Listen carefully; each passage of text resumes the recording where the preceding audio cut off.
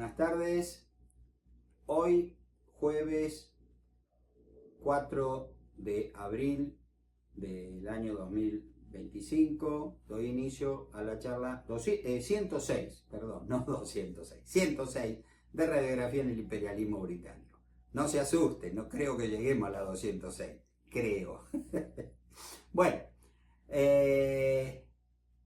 hoy, tal como lo adelanté en la última charla, vamos a hablar del asesinato del general Juan Facundo Quiroga y que eso va a ser, digamos, el trampolín por el cual Juan Manuel de Rosas vuelve al poder en 1835, el que va a ejercer en forma muy dura, hasta su caída en 1852.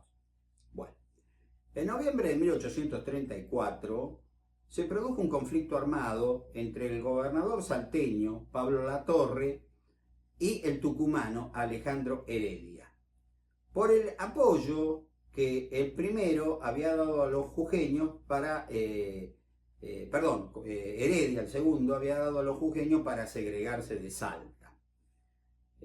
Enterado de lo que estaba aconteciendo, de la tirantez que había, que iba a ir a una guerra fratricida, el gobernador provisorio de la provincia de Buenos Aires, el doctor Manuel Vicente Massa, que era el encargado de las relaciones exteriores de la Confederación Argentina, queriendo detener esta guerra, pensó que la mediación del brigadier general Juan Facundo Quiroga lo lograría. Por eso lo citó, le explicó la situación y le habrá dicho palabra más, palabra menos: mire, general, yo sé que si usted llega allá con su prestigio, va a lograr que estos hombres depongan su actitud y bueno, que no haya derramamiento de sangre. Mejor dicho, el derramamiento ya había empezado, el conflicto había comenzado, pero que no siga, que se detenga, basta, ya está. No podemos estar peleándonos entre argentinos. Le dan unas instrucciones, Massa le da unas instrucciones que según algunos historiadores habían sido redactadas nada más ni nada menos que por el brigadier Juan Manuel de Rosas, ¿no? Para llegar a una amigable composición entre estos dos gobernadores, Latorre y Heredia. En la noche del martes 16 de septiembre de 1834, en la quinta de Terrero, en el pueblito de San José de Flores, que hoy es un barrio porteño, muy cercano al centro, pero en ese entonces era un pueblito, medio ya en el campo, se reúnen Quiroga y Rosas, y que juntos siguieron, mientras hablaban, en una diligencia, hasta San Antonio de Areco,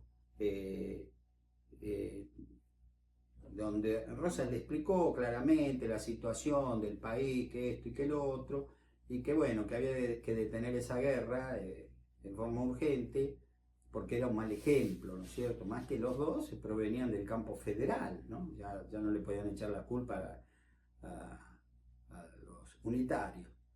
En la posta de Figueroa, al amanecer, el jueves 18 de diciembre de 1834, se dieron un abrazo y se despidieron, ¿no?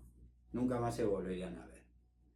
En el viaje al norte de nuestro país, Quiroga fue avistado que el gobernador cordobés José Vicente Reinafé, que le guardaba bastante inquina, ¿no?, a Quiroga por diferentes cuestiones, ¿no?, que había tenido como cordobés con el gobernador de La Rioja. Fíjense que para Córdoba, La Rioja, que ahora tenía un papel por la figura de Quiroga preponderante, era como algo subalterno, algo que en fin, tenían menoscabada, y ahora de golpe, bueno, no le gustaba la cosa. Reinafé tenía sus problemas, y para peor de Quiroga, Reinafé era bastante amigo, se había hecho bastante amigo del gobernador de Santa Fe, el brigadier Estanislao López, que a su vez guardaba un cierto resquemor hacia la figura de Quiroga. Acuérdense por el tema del caballo ese que generó tanto lío, al cual yo me he referido en otras charlas pasadas. Entonces la cosa entre López y Quiroga nunca se terminó de resolver. Rosa hizo lo imposible para limar aspereza, pero bueno, al fin y al cabo dijo que se arreglen ellos, nunca se arreglaron. Quiroga había caído, pero como hemos visto volvió a levantarse y volvió a tener un gran prestigio. Entonces, me imagino que cuando el doctor Vicente Massa lo convida a realizar esa misión de paz, esa especie de misión diplomática entre estos dos gobernadores, el gobernador de Salta, el gobernador de Tucumán, habrá dicho, bueno, esto puede ser importante, no sé si pensando en su futuro, porque era un hombre que en el fondo no sé si hubiera querido tener el poder de ser, como digamos, presidente de la nación, pero sí que quería encauzar la cosa. Él quería de alguna vez terminar con ese estado semianárquico en que se desenvolvía la Argentina, y dijo, quizás esta es una buena oportunidad si freno esta guerra, de ir encauzando la cosa. Entonces él aceptó, yo creo que de buena gana, cumplir esa misión. Al llegar a Santiago del Estero, se iba viajando de posta en posta, ¿no es cierto? En enero de 1835 se entera que el gobernador salteño había sido derrotado y encarcelado, ¿no? Pablo Latorre está preso. Pero bueno, está preso, ya con esto no se soluciona nada, porque al poco tiempo, honestamente no sé si a las pocas horas, se entera que ha sido muerto el lunes 29 de diciembre de 1834 en un confuso episodio, ¿no? Diciendo que fue muerto por unos guardias que lo persiguieron porque se había escapado de la prisión. Eso, bueno, era muy sospechoso, pero Quiroga, que apenas llegó ahí al territorio santiagueño, se entera en enero de 1835 de la muerte de Latorre. Entonces, ya está. Su misión ha naufragado antes de empezar. Considero que su misión de paz no tenía ningún sentido, que su viaje hasta ahí había sido en balde. Se entrevista con el gobernador santiagueño, Felipe Ibarra, que le dio una cálida acogida.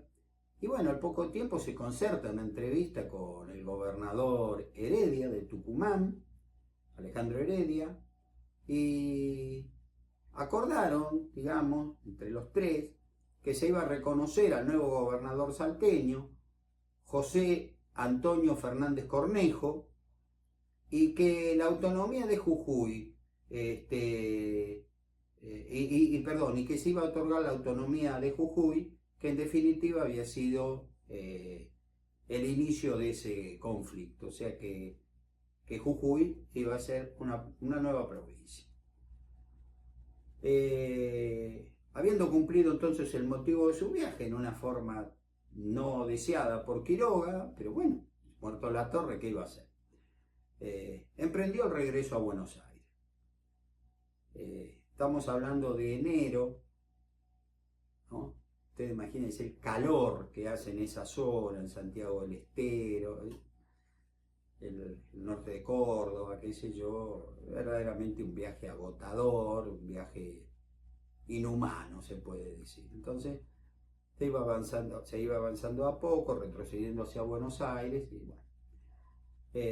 Al poco de andar en una posta donde se cambiaron caballos, donde pudieron refrescarse un poco, comer algo, se le acerca gente del lugar y le dice: General Quiroga, mire, se está rumoreando que hay un tal capitán Santos Pérez que está armando una partida y aparentemente tienen órdenes de matarlo, de asesinarlo. Quiroga, que era un hombre sumamente valiente, era temerario, si ustedes me permiten la expresión. Una vez Félix Luna en una obra discográfica muy bonita que se escribió hace muchísimos años, llamado Los Caudillos. Acuñó una frase muy bonita, la estoy recordando en este momento. El hombre más valiente que ha visto el mundo. Nació en La Rioja y era don Juan Facundo. Cuando le contaron eso, otros, en su lugar, hubiera tomado alguna disposición, le hubiera pedido, por ejemplo, una escolta al gobernador de Santiago del Estero, mismo a Heredia, el tucumano, diciendo, mire, parece que cuando atraviese el territorio cordobés hay peligro de muerte. Pero no, ¿qué respondió? A una orden mía se pondrán a mi servicio. Como diciendo, yo soy Juan Facundo Quiroga, yo no le tengo miedo a nada ni a nadie. Así que no aceptó el consejo de los demás que formaban la partida. Dice, general, ¿no le parece que podríamos esperar, pedir ayuda? Por favor, señores, acá está el general Quiroga, ya está. Pero Quiroga cabalgaba, no ya su caballo Moro, que dice que lo perdió, cabalgaba sobre el mito. Él era el hombre más valiente que ha visto el mundo, como dijo Félix Luna. Y así cabalgó hacia su muerte. Ya está. El domingo 15 de febrero de 1835, la diligencia que lo transportaba entró en la provincia de Córdoba. Pasaron la noche en la posta de Intiguasi, que, si no estoy equivocado, la traducción en el idioma quichua sería la Casa del Sol. Inti Sol, Huasi Casa, la Casa del Sol. Creo. Si lo digo mal, pido disculpas. Al amanecer, luego de cambiar los caballos, continuaron viaje. A las 11 de la mañana, al disminuir la marcha, al atravesar el recodo de Barrancayaco, iban por un camino, medio hay unos bosques, y ahí tenían que doblar, una partida armada los interceptó y detuvo el carruaje, escuchándose la voz de alto, pronunciado por el jefe de los asesinos, Santos Pérez, el capitán Santos Pérez. Quiroga asomó la cabeza por la ventanilla y colérico gritó, ¿qué significa esto? ¿Quién manda esta partida? Al tiempo que buscaba tomar su pistola. Un certero disparo que le penetró por el ojo izquierdo le atravesó la cabeza, impidiéndole toda defensa. Casi de inmediato, uno de los asesinos se acercó y le enterró su facón en la garganta, alcanzando Quiroga a decir sus últimas palabras: no maten a un general. Ya era tarde. Casi de inmediato uno de los asesinos continuó con la matanza. Su secretario, José Santos Ortiz, que había sido herido en el vientre de un balazo, fue ultimado a cuchillazos por otro de los atacantes, y todos los demás acompañantes, el correo José María Lewes, fue degollado de oreja a oreja, y lo mismo aconteció, esta parte a mí siempre me ha dolido contarla, ¿no? Un chico de 12 años, un pobre chico que iba ahí ganándose unos pesos, ¿no?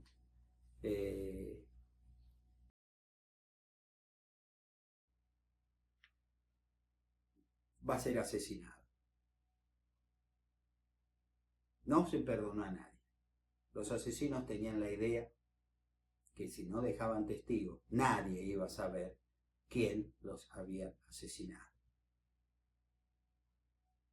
Pero no repararon que otro correo se le decía a la gente que iban a las diligencias, que acompañaban a las diligencias, que llevaban el correo, por eso decían el correo,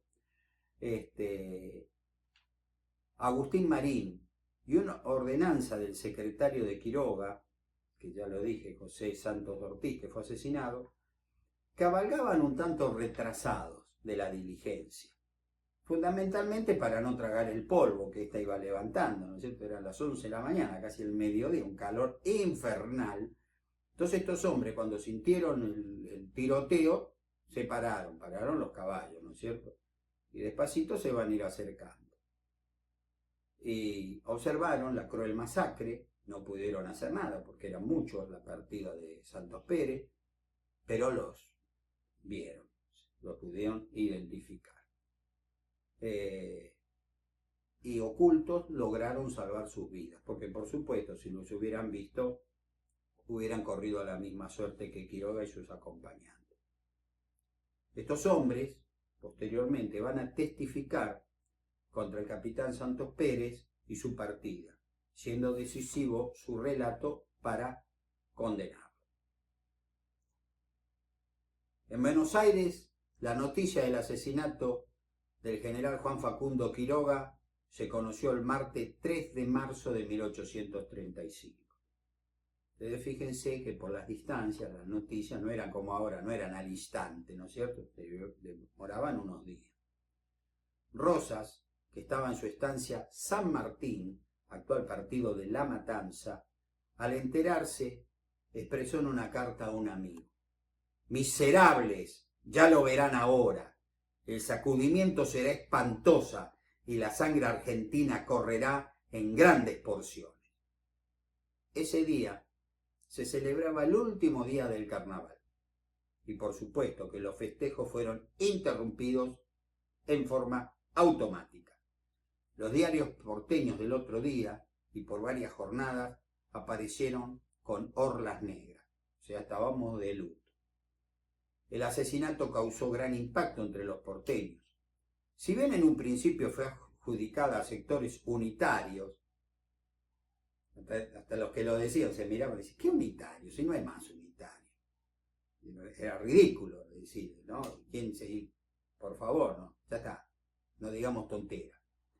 Se empezó a sospechar nada más ni nada menos que del gobernador santafesino, Estanislao López, que como ya hemos visto estaba muy distanciado de Quiroga por problemas a veces personales, entre ellos el asunto del famoso caballo, se lo vuelvo a recordar, y por haberse enterado cada uno de ellos de lo que pensaba Quiroga de López y López de Quiroga. O sea, eran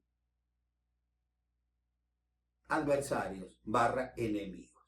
Pero de ahí ordenar matar a Quiroga, pues, un momento, hay un paso muy grande. Ante esta situación, el gobernador interino de la provincia de Buenos Aires, doctor Manuel Vicente Massa, dijo que solo una mano fuerte en esos momentos podía conducir la provincia y renunció en forma indeclinable a su cargo. La Sala de Representantes, me imagino aquellos que le habían negado a Rosas la suma del poder público, dijeron: bueno, las facultades extraordinarias, perdón, bueno, hasta acá llegamos, no podemos hacer más nada. Que venga Rosas, confiemos en su buen tino, digamos, su forma de ser, que no abuse, y le ofrecieron el poder.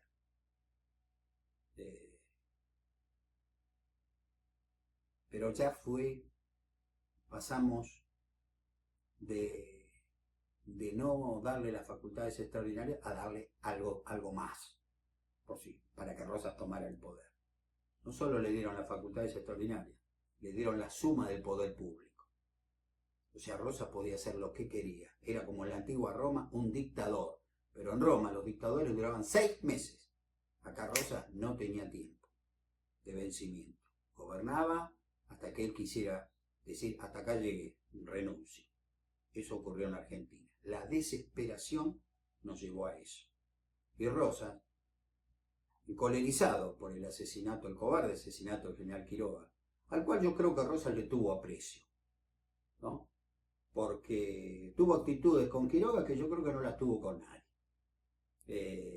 Era un hombre a veces tosco, a veces muy duro, pero que con Rosas se llevó bien.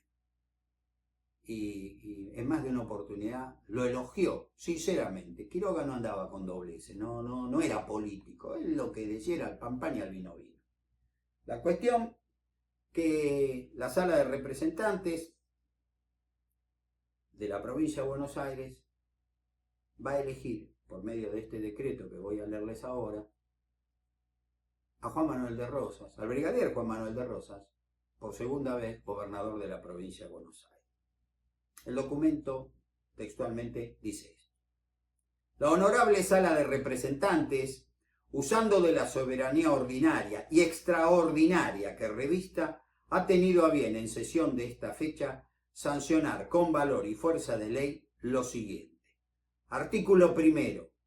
Queda nombrado gobernador y capitán general de la provincia por el término de 5 años el brigadier general don Juan Manuel de Rosas. Artículo 2. Se deposita toda la suma del poder público de esta provincia en la persona del brigadier general don Juan Manuel de Rosas, sin más restricciones que las siguientes. Primero, que deberá conservar, defender y proteger la religión católica apostólica romana.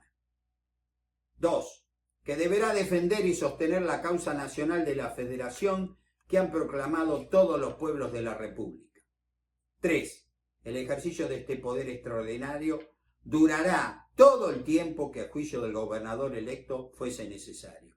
Fíjese que entre el punto 3 y el artículo primero hay una gran contradicción. El artículo primero dice, por el término de 5 años. Y el artículo segundo, inciso 3, dice, durará todo el tiempo que a juicio del gobernador electo fuese necesario. Blanco y negro. Increíble. Pero esto fue lo que llevó a Juan Manuel de Rosas al poder. Por el artículo primero decía por 5 años. El artículo segundo, tercer inciso, por el tiempo que él lo considere necesario. Señores, saquen ustedes, como yo digo en la obra, que el amigo lector saque sus propias conclusiones. Estábamos frente verdaderamente a una situación caótica, una situación de miedo, de mucho miedo, pero no se puede cometer en 4 renglones, decir blanco y negro. Es imposible. Bueno, eso se hizo en la Argentina. Lamentablemente no fue la primera y última vez. El lunes 16 de marzo, Juan Manuel de Rosas, antes de aceptar, pidió que el pueblo de Buenos Aires se pronunciase sobre la suma del poder público. ¿Qué tal? Solicitando que se realizara un plebiscito. El mismo se realizó entre el jueves 26 y el sábado 28 de marzo de ese año, 1835, cuyo resultado fue 9.300 votos a favor de concederle a Rosas la suma del poder público y solo 9 en contra. Por eso, si bien Rosas va a tomar actitudes muy cuestionables en el futuro, fue el pueblo de Buenos Aires el que en abrumadora mayoría le extendió un cheque en blanco.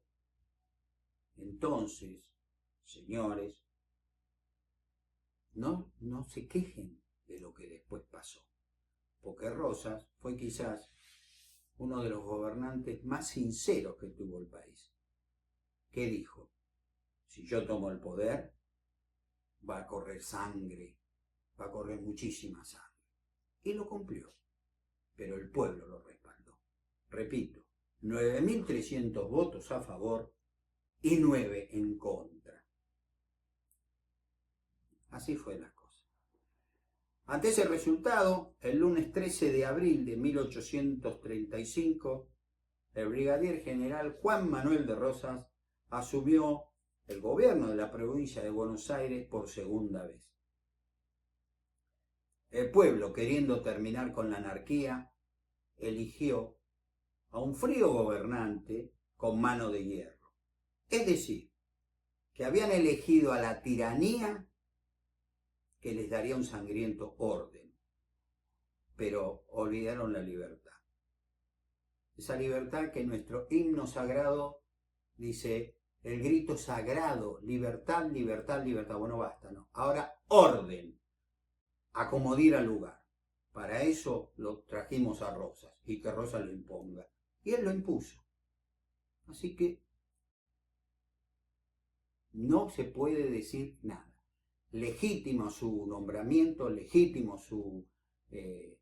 la ratificación del pueblo por un plebiscito, y Rosas, que dijo, voy a hacer correr sangre, morridos, digamos, lo cumplió. Y el orden se estableció. Ya está. En medio de una explosión ruidosa de vítores y músicas militares, bajo una lluvia de flores arrojadas por las damas, llevando en una carroza que arrastraban algunos miembros de la Sociedad Popular Restauradora dirigidos por el célebre González Salomón, va Rosas triunfalmente desde la legislatura hasta la fortaleza, hoy Casa Rosada. Es una apoteosis roja que el mismo actor ha preparado.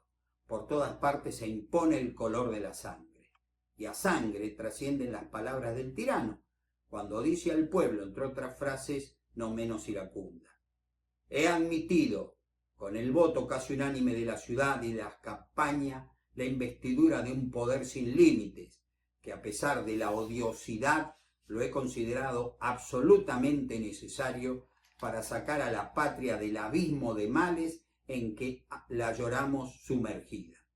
La divina providencia nos ha puesto en esta terrible situación para probar nuestra virtud y constancia.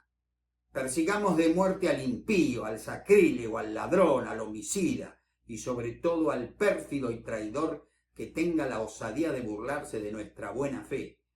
Que de esta raza de monstruos no quede uno entre nosotros y que su persecución sea tan tenaz y vigorosa que sirva de terror y espanto.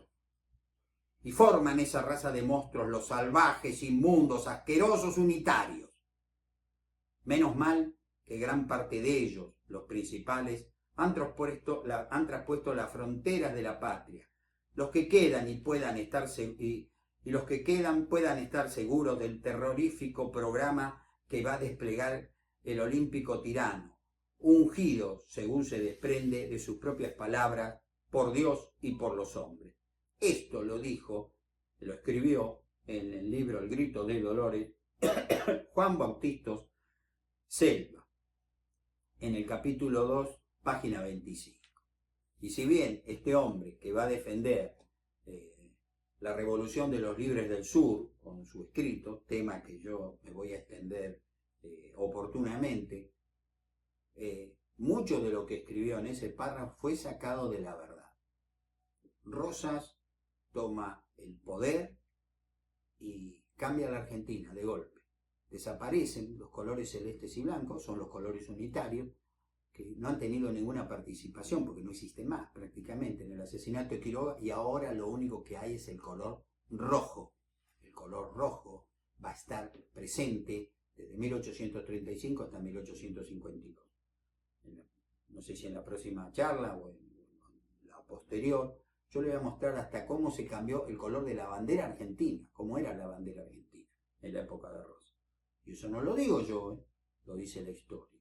3 días más tarde que Rosas ha asumido el poder, ¿no?, para demostrar que lo que ha dicho no es jarabe de pico, sino que él ha tomado el poder para actuar, el jueves 16 de abril de 1835 procede a dar de baja a 11 coroneles, 20 tenientes coroneles, 18 mayores, 20 capitanes y otros oficiales de menor graduación. ¿Por qué razón? Por considerarlos unitarios. Se acabó. A su casa. Ya está. 4 días más tarde, el 20 de abril, con argumentos vagos, fueron acusados de haber traicionado la causa de la Federación y fueron borrados de la lista militar otros 73 militares. El camarista Gregorio García de Tagle y el fiscal José Agüero. Se expulsó de Buenos Aires a los presbíteros Justo José Albarracín y Ramón Eugenio Olavarría Barrieta, quien era además diputado a la Comisión de Representantes. A los legisladores Manuel José Alvariños, Matías Echeverría y Nicolás Herrera, como así también al doctor Cosme Argerich, héroe de la patria, del Hospital de Mujeres, benemérito cirujano que durante décadas ejerció su profesión en la ciudad y en varias campañas militares. Ya está. O sea, Rosas siguió expulsando militares, se metió con la religión, con algunos curas, y hasta con un doctor que hay 2 hospitales en la ciudad de Buenos Aires que llevan su nombre, caso único, el Hospital Argerich. Uno está en La Boca y el otro es el hospital militar del ejército, se llama Dr. Cosme Argerich. Bueno, Rosa lo expulsó, lo sacó de la dirección del Hospital de Mujeres. El lunes 4 de mayo, la legislatura de Buenos Aires aprobó un proyecto que el gobernador les presentó, porque el que se abolió la confiscación de bienes y el tráfico de esclavos en la provincia de Buenos Aires. Esta medida plausible, estas dos últimas medidas plausibles. Estoy totalmente de acuerdo. Esas fueron 2 cosas muy buenas que Rosas propuso a la Sala de Representantes y que ésta aprobó. Quizás sea para ustedes una sorpresa el saber que Juan Manuel de Rosas fue un anglófilo. Anglófilo es la persona que respeta, que ama, vamos a hablar en criollo, profundamente a la Gran Bretaña. Posiblemente por el orden imperante en ese país. Era un país donde verdaderamente el orden funcionaba. Y a eso a Rosas le encantaba. El martes 12 de mayo se da la primera muestra de su admiración desmedida por todo lo que tuviera que ver con el Reino Unido de la Gran Bretaña, pues el gobernador ordenó que la población de Buenos Aires llevara luto obligatorio por la muerte del duque de Gloucester y Edimburgo, conde de Connaught, fallecido el domingo 30 de noviembre de 1834. Esto, señores, es historia. Nada más, historia. Esto se hizo por orden de Rosa. La importancia de que Rosa le dio a su deceso fue que al casarse el occiso con su prima María, hija del rey Jorge III, se había transformado en el yerno del rey de Gran Bretaña. Ese fue el primer caso. En su defensa de Juan Manuel de Rosas, puedo recordarles que hubo 2 importantes personajes políticos de nuestra historia que sintieron esa misma admiración por la Gran Bretaña y por la monarquía británica. Por orden cronológico, el primero es el doctor Mariano Moreno. Se puede recordar, por ejemplo, que el jueves 20 de septiembre de 1810, ¿no?, en su carácter de secretario de Guerra y Marina de la primera Junta, publicó en la Gaceta de Buenos Aires un encendido artículo defendiendo a los comerciantes británicos residentes en Buenos Aires ante la incomprensible actitud hostil del capitán Robert Elliot, que se había sumado al bloqueo naval, o el primer intento de bloqueo naval a Buenos Aires procedente con naves realistas desde Montevideo. Queriendo desvanecer el recelo del pueblo, cuando vieron que un barco británico estaba junto a los españoles atacando a Buenos Aires, dijo: en virtud del supremo principio de interés recíproco que rige las relaciones de los estados, Inglaterra no podría aventurarse en América a una empresa audaz de guerra, como las derrotas de 1806 y 1807. El inglés viene a trabajar por su bien, recibámoslo en buena hora, aprendamos las mejoras de su civilización, aceptemos las obras de sus industrias y franquémosle los frutos que la naturaleza nos reparte a manos llenas.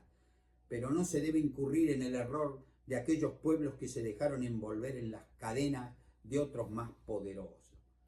Esto lo escribió Mariano Moreno, diciendo, recibámoslos bien a los británicos. No nos olvidemos. El segundo anglófilo de nuestra historia, como ya se quedará seguramente la memoria más fresca, fue Bernardino Rivadavia, el primer presidente argentino.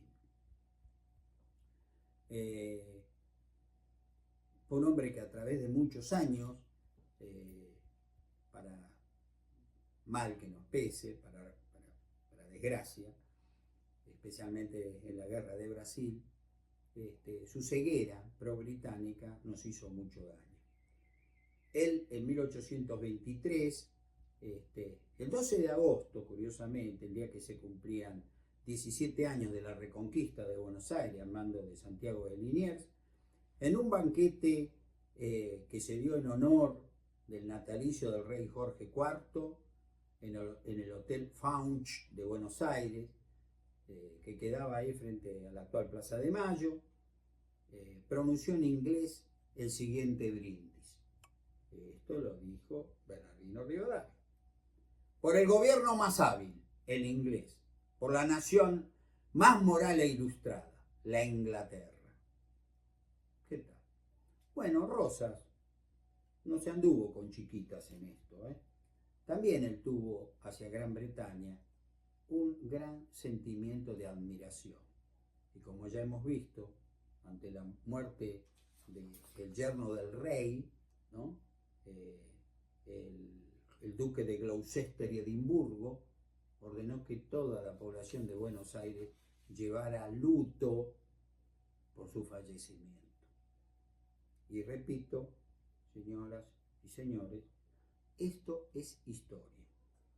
Ustedes fíjense que a veces nos paramos en un banquito a gritar, bla, bla, bla, bla, y si analizamos detenidamente la misma, si pasamos el sedazo, a veces nos llevamos sorpresas, muchas sorpresas. Una vez un querido amigo mío, el profesor Carlos Castellán, me dijo, con vos la gente podrá estar, el lector podrá estar de acuerdo con lo que decís, o no, pero nunca va a poder decir que sos un mentiroso, porque a pie de página siempre está la nota, la fuente de donde lo sacaste. Así que mis amigos, por las dudas les voy anticipando, que el gobierno de Rosas va a ser muy duro, la oposición que va a tener Rosas va a estar al mismo nivel, va a haber actos salvajes de ambos bandos, y yo lo único que voy a hacer va a ser contar eso. Y ustedes dirán, ¿qué tiene que ver esto con Malvinas? Tiene que ver. A veces les digo, extiéndame en un documento de fe. No digo un cheque en blanco, pero un documento. Bueno, vamos a darle a este hombre, a ver, que viene dando charlas desde hace tanto tiempo, esta es la 106, sobre las Malvinas. Si no conocemos nuestra historia, nosotros no podemos reflejar el problema de las Islas Malvinas en forma lógica, porque el reclamo que tenemos que hacer tiene que estar basado en tres pilares: en la historia, en la ley, la justicia, el derecho y en la lógica, porque si no, todo como hasta ahora cae en saco roto. Les digo, la situación de Malvinas en este momento no es simple, no estamos en un agua de pozo. Gran Bretaña está realizando maniobras militares en este momento impresionantes en las Islas Malvinas. Están desplegando armamento, aviones, barcos, hasta trajeron a esos repugnantes asesinos de Gurkhas. Hay un regimiento de Gurkhas en Malvinas. ¿Qué se creen que es esto? ¿Un chiste? No, señores, no es un chiste. Gran Bretaña se ve en este momento muy presionado por el ataque ruso a Ucrania, pero ellos siempre, como en el ajedrez, tienen 2 o 3 jugadas por anticipado. Mientras tanto nosotros, como siempre, estamos en lo chiquito, en el chiquitaje, si las elecciones en tal lugar, si el candidato fulanito. por favor, pongámonos los pantalones largos. Por favor, que nuestros gobernantes y los que quieren ser gobernantes piensen en serio. Abandonen el chiquitaje.